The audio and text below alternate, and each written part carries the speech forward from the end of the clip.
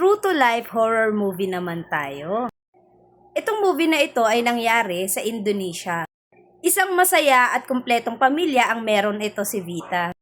Ang kanyang ama ay nagtatrabaho sa isang civil affair at ang kanyang ina naman ay merong sariling salon. Kung titignan mo sa panglabas, etong pamilya ni Vita ay masasabi nating almost perfect.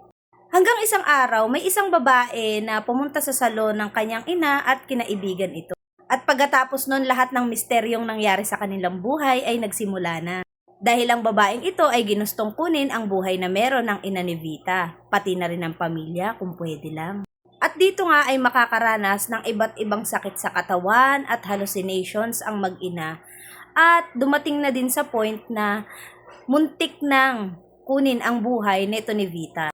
Alam niyo yung pinakamagandang ginawa nila dito? Wala silang ginawang ibang ritual kundi ang pananalangin kay Allah. As in, kinalaban nila yung curse through prayer. Walang kahit na anong ritual mula sa ustad.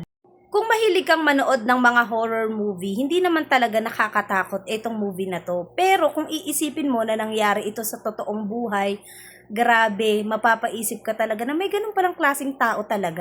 At the end of the movie, makikita mo na ini-interview mismo si Vita dito. I-share niya yung mga totoong karanasan niya sa tatay niya na nag-iba yung ugali dahil nga sa sumpa at yung forgiveness na ibinigay niya bago mawala ang kanyang ama.